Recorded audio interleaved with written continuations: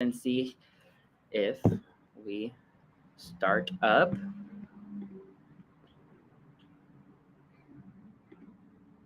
Alrighty. All right. So we are on. So let's go ahead and see. Yep, we're on. It's starting to notify me about it. So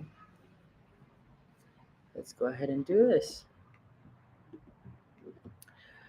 So today in today's live stream, we're gonna have a fun gardener with us. One of my very good friends, also a Floridian gardener herself.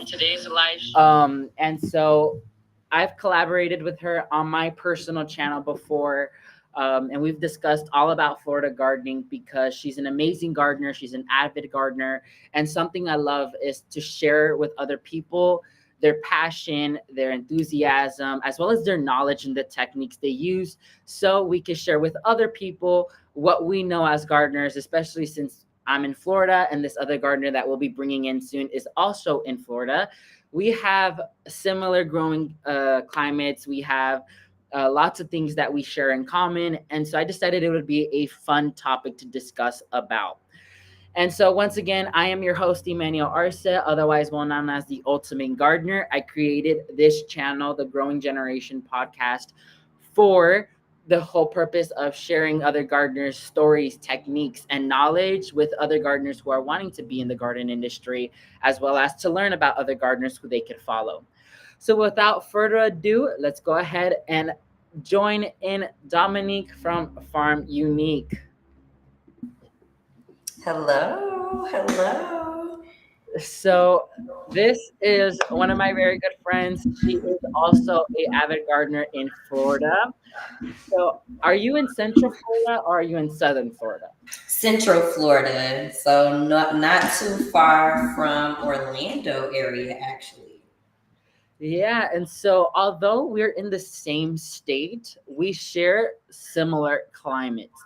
But we also have the slightest differences when it comes to gardening because in Central Florida, it actually gets colder than here in Southern Florida.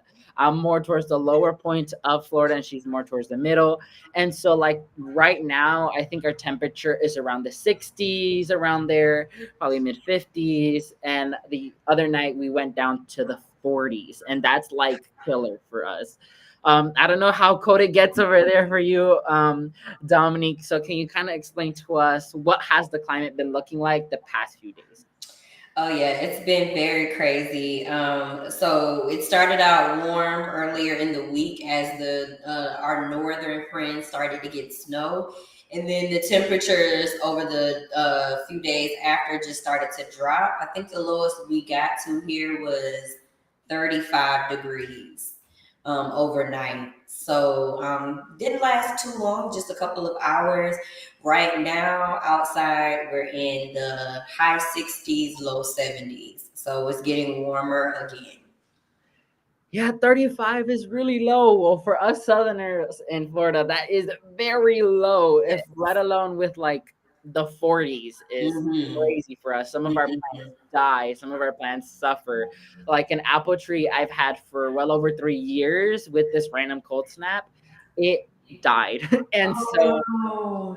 and so we have to try to work around these changing temperatures. I like to call Florida a bipolar state because it never decides what settled climate it wants to be in. Yes. We could have rain 1 second, then sunshine in another. And so it completely differs on not only where you're located, but in your state. And so in today's episode, we will be discussing all about Florida gardening, especially for my Floridians out there who are wanting to get their hands in the dirt and start gardening. This is the episode for you, Yes. especially since you have a gardener from Central Florida and you have a gardener from Southern Florida. You'll be able to have two different perspectives on Florida gardening. Although we're in the same state, we both have different climates to deal with in certain differences. And so, one of the very first things I would like to discuss with Dominique is how did you start your gardening journey? How did the interest spark? What made you continue, etc.?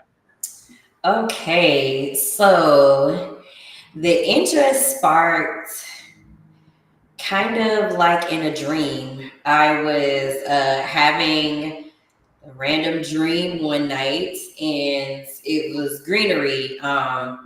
And this was in the middle of the pandemic. So the pandemic had hit, we were all in quarantine, and most of us were searching for our purpose in life. And I was thinking about my life. And so I was doing these different meditations, and I did this guided meditation about work.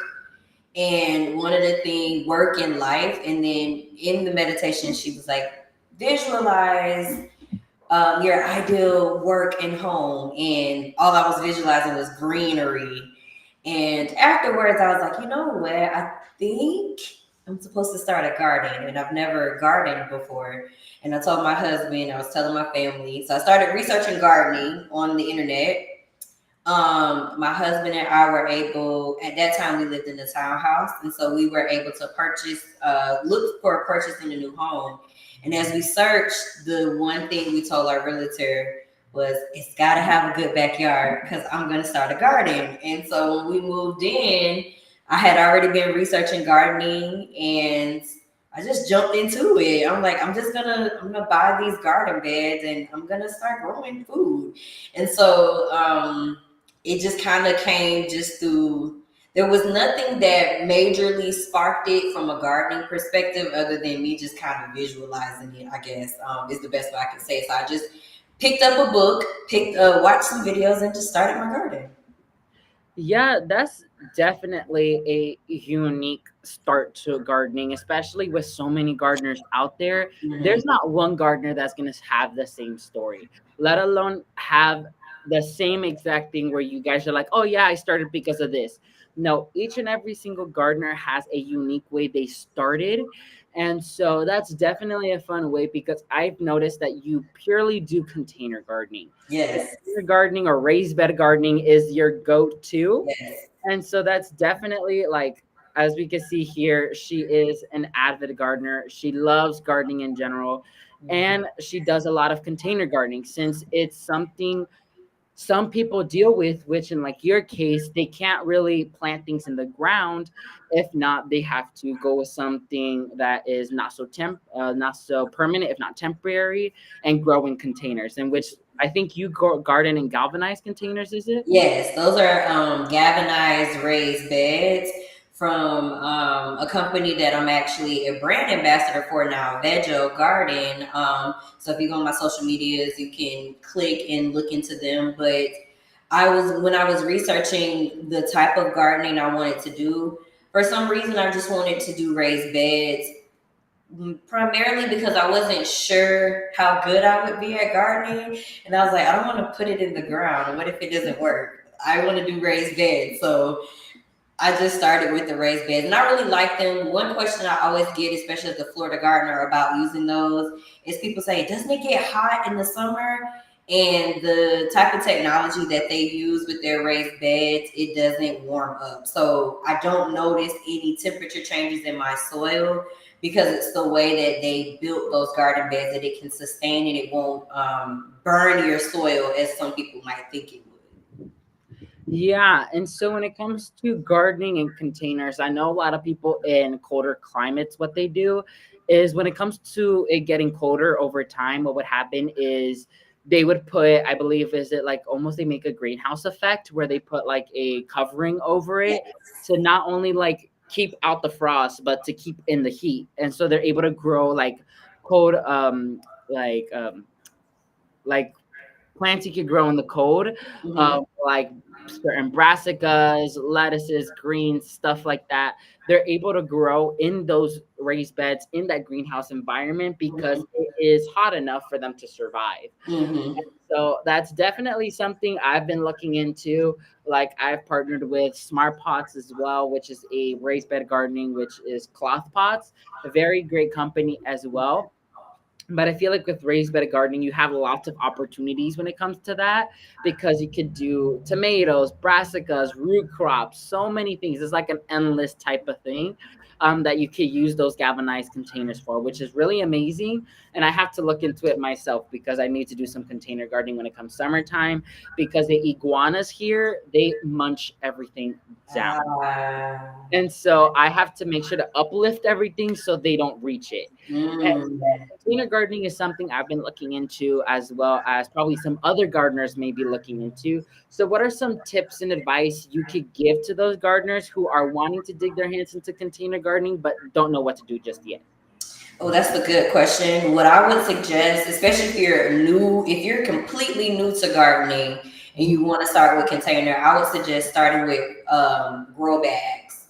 They're easy to use, and you can move them around. And I say that because when you start gardening, you have to make sure you position your garden in a space that gets enough sunlight. But if you're in a very hot climate like Florida, sometimes it can get too hot and you want to move it. So till you learn your area, I would suggest starting with fabric bags.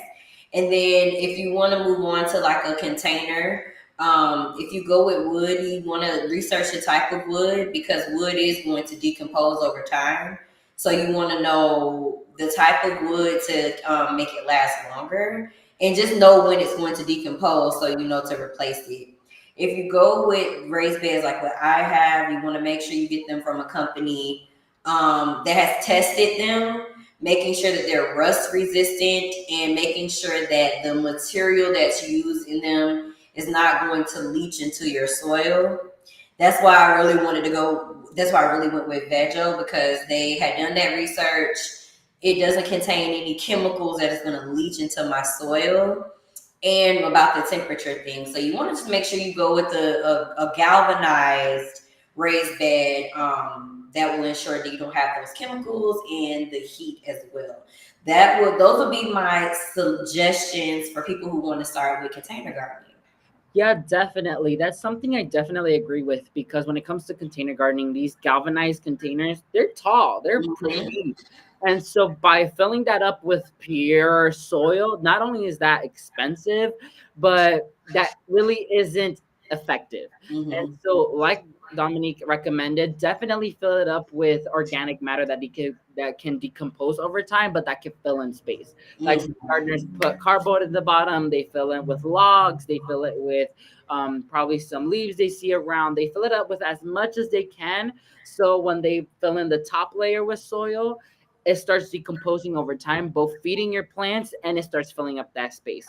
Of course, like what Dominique says, you have to make sure you're vigilant on when it starts decomposing, because I guess, I don't know, probably verify this, is that probably the soil level would decrease while it decomposes.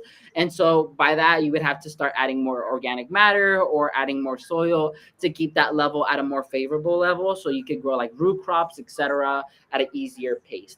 Mm-hmm. And that's true. And I'm glad you mentioned about the cost, and that's why I recommend starting with something like a grow bag till you get used to it. But yes, like people fill their beds up with logs. Like you have like old logs. If you see an arborist in your area cutting down trees, and they have the logs of those trees, you can take that, put it in the bottom of the bed, and then you add leaves, add compost on there before you put the expensive soil on the top or the manure on the top few inches of it. And there's a lot of methods on how to do that. Like you said, cardboard. You can use paper. You can use all kinds of stuff to kind of pile up on the bed, so you're not spending so much money on soil because soil is very expensive. Yeah, I definitely agree, because when it comes to gardening, let alone in Florida, you have to kind of narrow down your options to what could grow best during the season. Mm-hmm. Because although in lots of climates their growing season per se is during the spring and summer, our favorable growing season is probably towards fall and winter, Mm-hmm. because we have more favorable temperatures. It's not so hot, it's not so humid, and we're able to grow vegetables at a more easier level. And Mm-hmm. so when it comes to Florida gardening with beginner gardeners, it's really recommended to not only do a little bit of research on your climate, on the zone you're located in, and figure out what time is best to plant out. because although here in winter, I'll put in commas because we don't really have a actual winter. The winter is technically considered almost like early spring, late fall in other climates. And so you want to make sure you grow vegetables that are favorable, as well as if you're planning to grow during the spring or summer, which is where our temperatures start increasing, it gets really humid, we possibly get hurricane warnings, etc. You want to make sure you get prepared because you want to plan for anything that happens, let Mhm. alone if like a huge heat wave comes through and we're hit with it. You want to make sure you protect your garden, or if a hurricane comes through, you'll be able to protect your garden as well. And so, definitely, when it comes to Florida gardening, planning is really important because you want to make sure you have your garden set for success. Yes. So, what is some tips you could give for other gardeners that are wanting to garden in Florida that have the issue where it's really hot in certain times and it's very humid? And so, what are some tips you could give to prevent any plants or from them doing anything that could have them like fail that season, if not set them up for success? Great question. I think first starting with the time that you garden. So, like you mentioned, it is better to garden here from fall to winter, all the way into like maybe like April before it starts to get unbearably hot. So if you're in Florida, it's already too late to do this. But if you're in Florida and you're watching this and you're planning for next year, I would recommend that you plan to start at the end of the year. So around October, starting the garden, then all the way up and through like March. And that way you can start from seed and save a lot of money. Now, if you're watching this right now and you're thinking about gardening, you want to grow things that are going to thrive. So a couple of things you want to consider: how long is it going to take to produce for you? So for instance, like a tomato or a pepper, you would want to get those and start growing those now if you're in Florida, because of the time it takes for them to grow before it gets too hot outside and then they don't thrive. Something like lettuce, kale, collards, you want to be growing those things right now too, because as we get into the warmer months, there's a lot of the pests are going to come out. You're going to struggle with keeping it well watered. Those things need a good amount of water. So you will want to try to start growing those things now, if you can. In Florida, I would just recommend, researching. I wouldn't things like lettuce, right? I like to use lettuce as an example. If you're in Florida, I wouldn't grow your regular spring lettuce past maybe like April, because it's going to be too hot and they're not going to taste very well. So that type of stuff you want to grow right now if you're in Florida. So just research each crop that you're looking to grow so you know the time to start it. That would be my biggest tip for Florida gardeners, because gardeners further north, you're gonna see when they start growing stuff, you're gonna say, "Oh, I want to grow that too." It's already too hot in Florida to Yeah. grow some of that stuff. So you just want to pay attention to what you're looking to grow and research how long it takes and when you should start growing it for your area. Yeah, definitely. That's what I would recommend because we are in a completely different schedule than northern gardeners, or central gardeners, because they have proper seasons. We only deal with summer and fall if it gets um, cold enough. Yeah. Winter and spring is like not on the chart at all. So we have to plan when we plant for summer. We usually plant those summer crops during usually late summer, beginning of fall, because that's where they do the best. Hmm. Or any fall slash winter crops, we grow them in the smack of winter Hmm. because they do the best. And like you said with lettuce, those are one of the hardest crops that can be grown in Florida because although they're easy to grow from seed, they're very affordable, they're delicious when you grow them in time. You only have a very small growing like panel or schedule to plant them and then harvest them before it gets too hot. If you plant lettuce like in temperatures where it's too hot, it will bolt within the same week it starts germinating. And Hmm. so it's really important you plan ahead because you want to go ahead and set yourself up for success. So, Yes. what are some crops you may recommend when it comes to growing in Florida? What are some of your favorite crops? Some of the crops you most likely like to stay away from, etc. So my favorite crops to grow right now would be brassicas. Right now during this season. So by brassicas, I mean your kales, your collards, your broccolis, those things. I like growing those right now until maybe like April-ish. Beans grow well in Florida, so I'm probably going to plant out some sugar snap peas now because again they like it a little cooler. And let me see what else. I like growing tomatoes, especially the tomatoes that are cultivated to grow better in Florida. So I'm growing tomatoes now and peppers. Peppers do pretty good here if you start them early enough. So I have some bell peppers growing, some jalapeno peppers. I did some Thai chili peppers, some habanero peppers. I love growing those things. And I find that they're not too difficult to grow. In Florida, let me think if there's anything else growing right now. No, that's what I can think of for right now. Yeah, those are my tomatoes that are Those are growing the tomatoes right right now. there. People that are up north are like, "Are you growing tomatoes in January?" I'm like, Yeah, "Yes, I'm in Florida, and they are growing in abundance right now because the temperatures are ideal." Even when it got down into the 30s, like the tomatoes, because it wasn't there that long, the tomatoes are doing fine. So they're still yeah. growing. Yeah, they're doing really good still. And As then you can see, her carrots. yes. So I had a really good success growing carrots in the fall.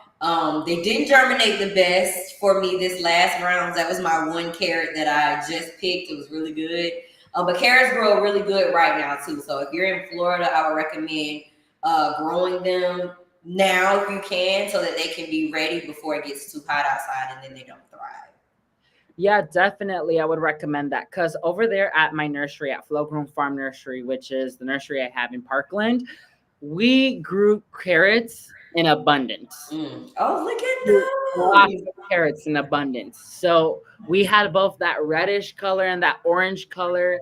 And so we had lots of carrots for days. those. And Yes. so when it comes to carrots, it's quite iffy because you want to make sure they're planted in very, very fluffy, aerated soil because if not, you'll get some funky carrots. And so definitely, I would recommend growing carrots, tomatoes, as well as green beans is one of my personal favorites because they're Yes. so easy to grow. When it comes to beginner gardeners, I'm like, that's the cheapest thing you could buy. They're easy. They're easiest to save seeds. They're just the perfect crop for a beginner gardener in general. Yes, they are. And so I know you've actually grown green beans as well. And so tell us a little bit how that went for you. It went really good for me. So I found that the trick to green beans is to leave them alone. Put them in. It is not really recommended that you fertilize them. I don't believe that they grow the best with a bunch of fertilizer. So set them and forget them. Make sure they're watered well. As long as they're watered well, that's really the key, and the temperature. So what I will say about green beans in Florida, if you wait too late, the plant itself will grow, but the beans won't produce if it Exactly. is too hot outside. So you won't get that fruit putting out. So if you're in Florida and you want to start beans, these are some of my regular green beans. And then last season, I had some sugar snap peas. So those grew in abundance. Like I said, set it and forget it. And before you know it, we'll have green beans like this growing. And these were bush beans. So there's two different categories of beans. These are bush beans, meaning they grow in a bush. Then there are pole beans, which you have to give them something to climb. So like a trellis or something that a fence, something that the beans can climb because they're going to grow vines that want to climb up a wall or a trellis. So these are bush beans, and so they grow a couple of inches, maybe like a foot tall, the plant itself, and then the beans kind of start growing off of the plant. So just so you know, the two Yeah. different types of beans to grow. Yeah, definitely. Like these are gorgeous green beans. If I ended up planting my green beans like about a few weeks ago, because Baker Creek sent me a few varieties to grow in the garden.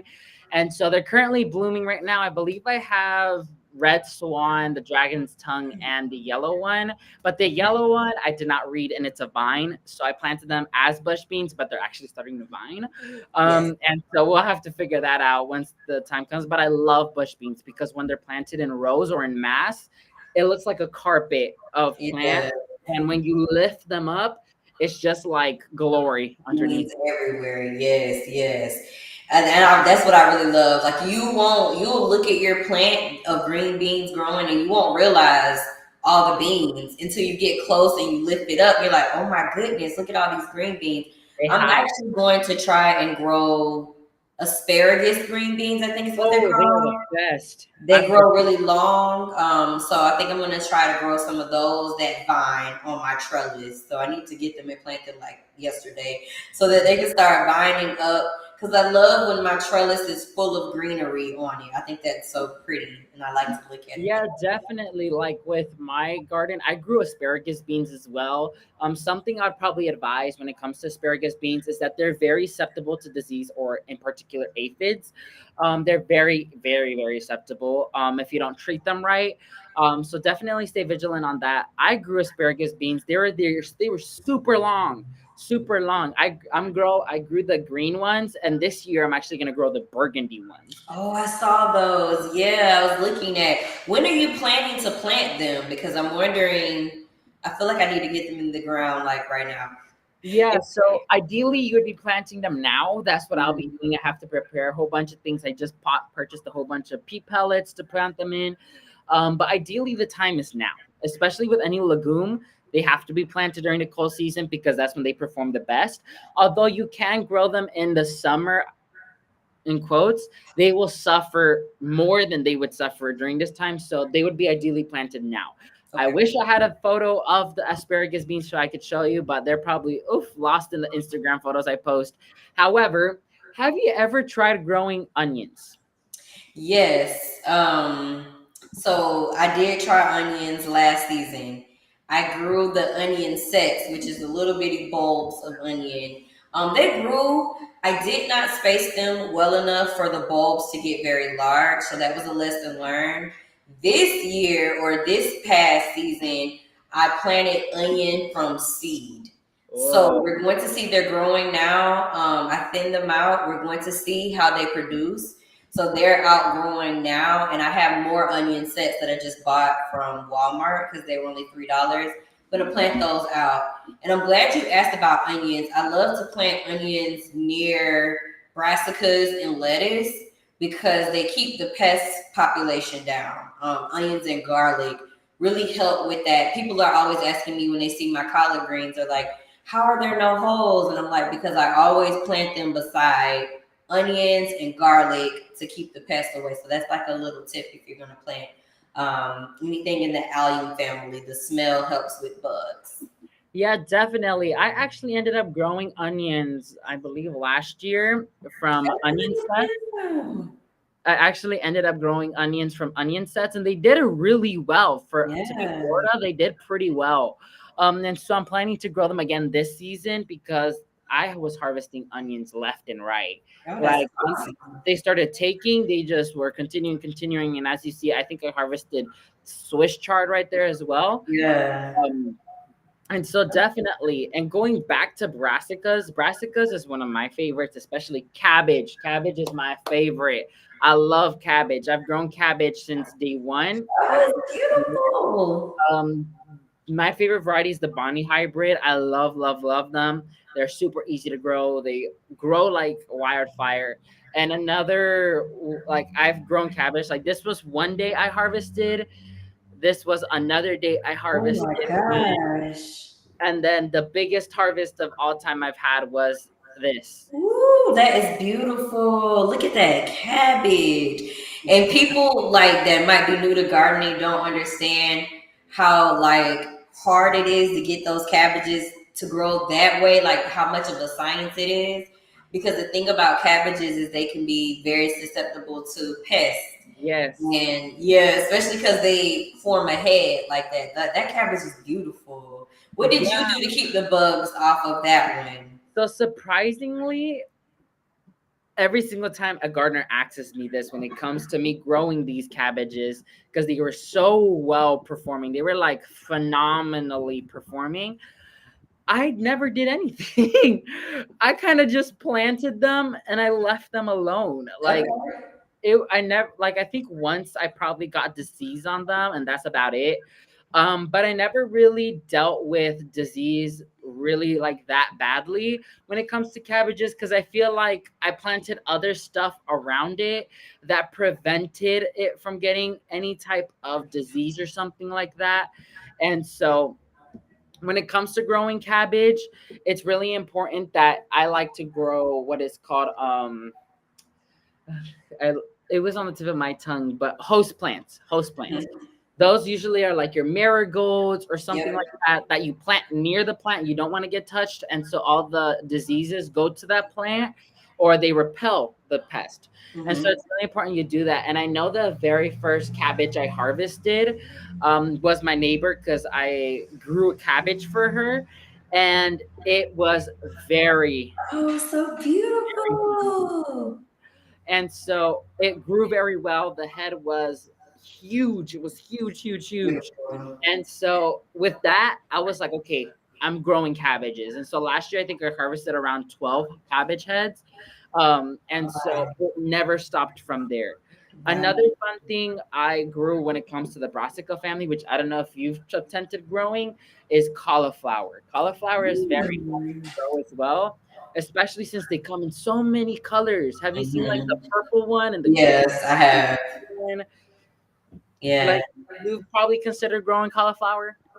Yes, I think I am gonna try and grow it. When I first started gardening, I tried to grow cauliflower, I think in Brussels sprouts, but I started way too late and it was way too hot. But I'm definitely gonna try to grow them. I've seen the purple ones. I think they're so pretty, and I want to try it out. Yeah, definitely. Like, I've tried growing the green one, miserably failed, because I kind of forgot about them and I left them alone. But that time I planted them and I did everything to get them through, and I got like three good cauliflowers from there. And so definitely gardening is fun once you start, Yeah, especially after the pandemic, a whole bunch of gardeners were introduced into our industry because they wanted to grow their own food. They wanted to learn more about the industry. They wanted to grow everything they possibly can, just worst case scenarios come through. yeah. And so when it comes to that, something that I love to discuss about is food forestry, since it's what I'm specializing in currently. Have you ever heard of food forestry? Yes, but I don't know too much about it. I've heard of it. One of the a community garden that I was volunteering at, or a community farm. Some of the volunteers would talk about it. So something that I'm new to, and I have to do a lot more learning about. So, like, give us like an overview of it. So, food forest gardening is my favorite because it's the easiest to do in Florida, because the plants are hardy, they're native, they grow so well, they are prolific performers, and you're able to grow them all in the same area without any of them actually fighting with each other. And so, one of the prime examples I love to use when it comes to um, gardening, so in my nursery, like our background, there's this, so you can kind of see I have a better photo of it. So Beautiful. this is one of the areas I helped install and design. And food forestry is all about growing plants that can grow with each other. They're low maintenance. They fight disease on their own and they grow prolifically. As you can see here, you can see a huge tree of papayas. You see a tree of bananas. There's Thai ginger in there. There is so many stuff. And one of our best sellers is papaya. Papaya Mm. is very, very great to grow. There's so many varieties out there, and they always produce in abundance. And another fun one we grow is star fruit. Star fruit's another fun one that you can grow in Florida because the trees they're smaller if you prune them, and they grow prolifically as you can see here. And Yeah. one of the things I want to grow is roselle, Jamaican sorrel. Ooh, Um, yes. and we actually grew it at the farm last year, and they're so fun. They're so unique. I've tried growing it here at the garden. Um, I failed again. I guess I planted them. I kind of shocked them because when I transplanted the seedlings, uh, a cold front came through, and so that kind Oh, of shocked them, and so now they're like wanting to bloom at a very short like size. And so I do have some seeds because I got them from Plant Good Seed, but I will have to retry that again when it comes time. But speaking of seeds, what are some seed companies you could recommend? wow. I have a lot. I really like, let's start with like more like seeds you can go buy at the store right now. I'll say botanical interest. Hmm. So, botanical interest seeds are sold at Whole Foods, and Sprouts is where I've seen them, and a lot of nurseries sell them too. So I like them. They have a lot of different varieties of plants. They give you really good details on the seed packet if you're new. Those were the first types of seeds that I ever purchased because that's what was in the store. So I love botanical interest. I also order seeds from Erica Plants. Her company is Gardening Under Influence. Her Oh, seeds are really good. And she has a lot of seeds because she was located in Florida, so she's done some Florida gardening. So I love her seeds as well. The some of the bigger collards I have outside were from her. And then on Etsy, I also like purchasing from the Okra Lady. She's in Texas. What I love about her seeds is that most of the seeds that she sells, they do well in Florida because we have similar climates to Texas. I hmm. think it even gets a little hotter there where she is, and so she has a lot of varieties that are heat resistant or heat tolerant. Let me say it like that. Things that you can grow that are heat tolerant. Those would be right now. Those would be and Seed Mill. She's in Florida too, I believe. Yeah, she's in Florida too. I love her seeds as well because she has a lot of fun varieties of things as well. So those are my top seed companies. Those are my top ones. Yeah, there's so many new seed companies that are emerging over the years. For me, in my case, the best seeds I tend to grow is from the Plant Good Seed Company. They technically fit into food forestry in a way because they grow lots of seeds that are like they sell grains, the red roselle, certain herbs and plants that are low maintenance and Mm-hmm. easy to grow. And that they could grow with other plants as well. And so the Plant Good Seed is one of my favorites.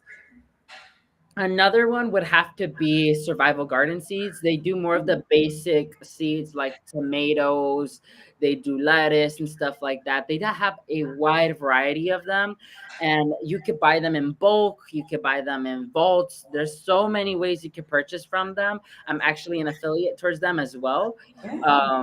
And another one is Baker Creek. Baker Creek is the one to go with as well for fun heirloom ones, Mm. because they have those fun, weird colors and the weird shapes and stuff like that. And so, if you're looking for something more rare or exotic to showcase in your garden, definitely consider Baker Creek. And so that is one of my top favorite ones when it comes to gardening or seed companies. And so definitely check those out from the recommendations Dominique gave as well as the ones I gave, because those are companies that are selling seeds that are not only great for Florida, but they're beginner friendly as well. Yes. Yes. Yes. Yes. Yes. And so that is great that we discussed a lot about Florida gardening. Another thing I kind of want to discuss about is what made you kind of want to jump yourself into media wise TikTok, because I know you're big on TikTok. You're Yeah. also getting big on Instagram, which you're getting close to 100,000 followers. Yes, I am.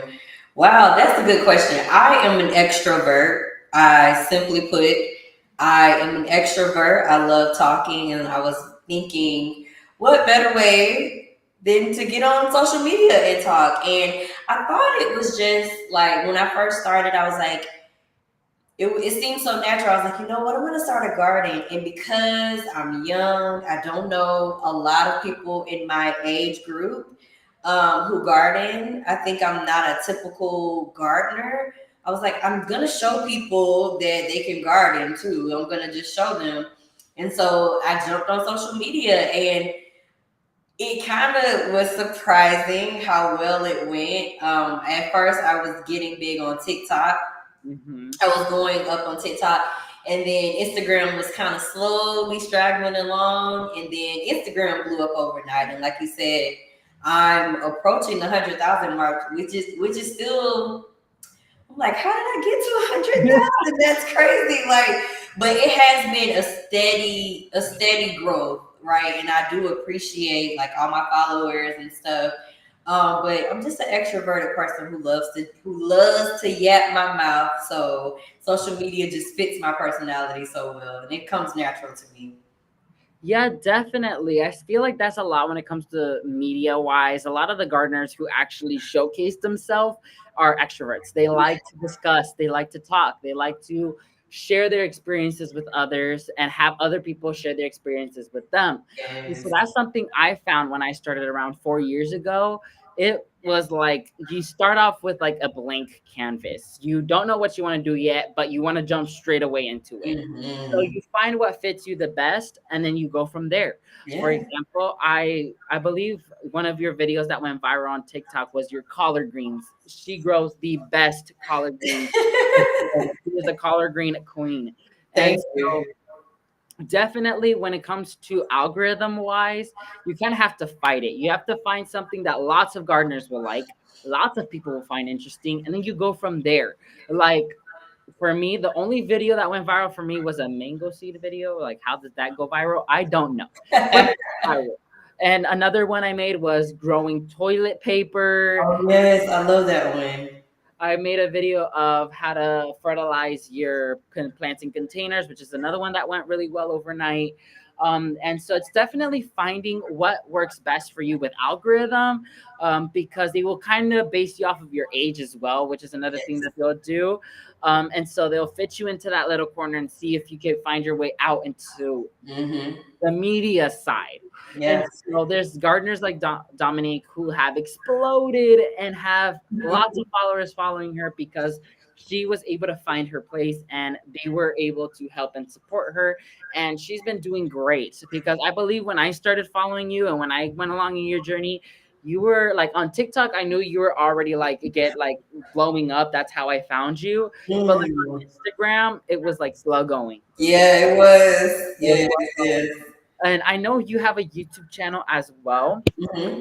And Yes. so you want to make sure you go follow Dominique over there at her channel as well, because I know on YouTube you don't have that. Yeah, I think you have like Yes, 400. I'm still growing. Yeah, YouTube is for me, that YouTube, like TikTok wasn't too difficult, Instagram wasn't too difficult, but YouTube is another level of dedication.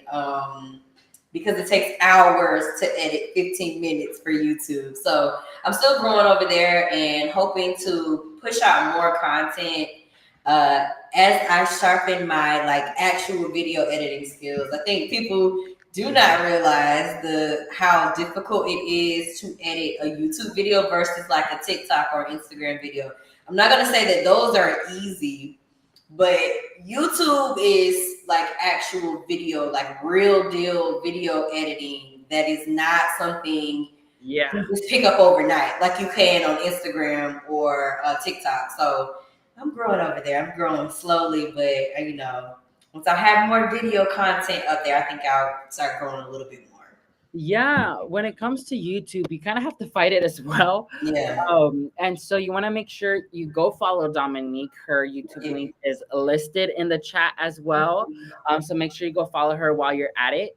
But YouTube is a huge area in which you have to fight your way through because YouTube, I think, is one of the bigger platforms other than TikTok and Instagram. They are one of the hardest platforms to get algorithm through.